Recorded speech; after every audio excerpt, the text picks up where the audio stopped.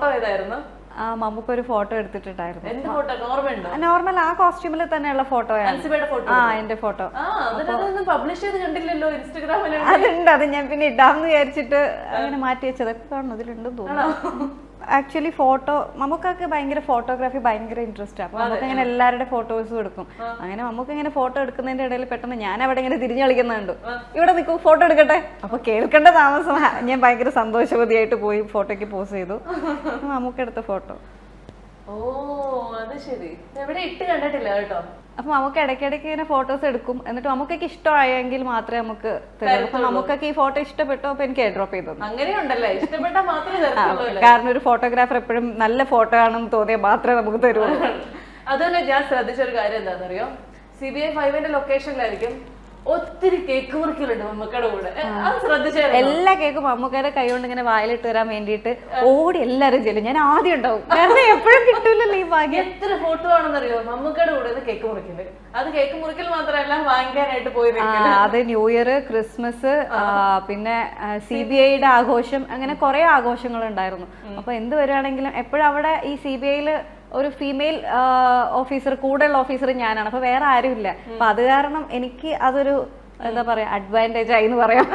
അപ്പൊ എപ്പോഴും ഈ കേക്ക് കട്ട് ചെയ്യുമ്പോൾ അവിടെ ഉള്ള കൂട്ടത്തിൽ പെൺകുട്ടി എന്നുള്ള ഒരു മര്യാദക്ക് ആദ്യം എനിക്ക് തരും.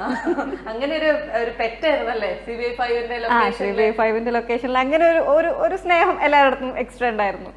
കുറെ സമയമൊക്കെ നമ്മൾ സങ്കടപ്പെട്ടില്ലേ, നല്ല കഥാപാത്രങ്ങൾ വരുന്നില്ല, അല്ലെങ്കിൽ സിനിമ കുറെ സമയം ഇടയ്ക്കിടയ്ക്ക് ഗ്യാപ്പ് വരുന്നു. ആ വിഷമങ്ങളെല്ലാം CBI 5 തീർത്തോ?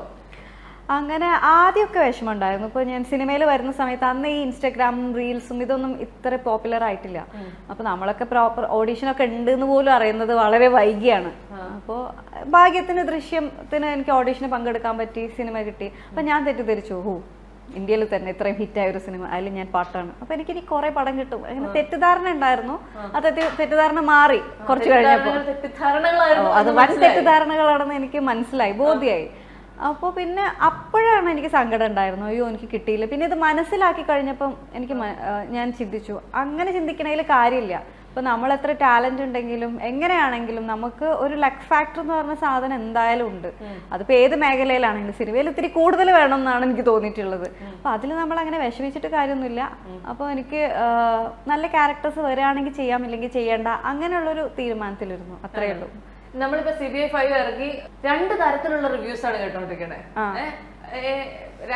എന്റെ ഡിഫറെന്റ് പോൾസ് പോലുള്ള റിവ്യൂസ് ആണ് കേട്ടോണ്ടിരിക്കുന്നത്. അത് അപ്പൊ ഈ നെഗറ്റീവ് റിവ്യൂ എന്ന് പറയുന്ന ഒരു സാധനം ഉണ്ട്.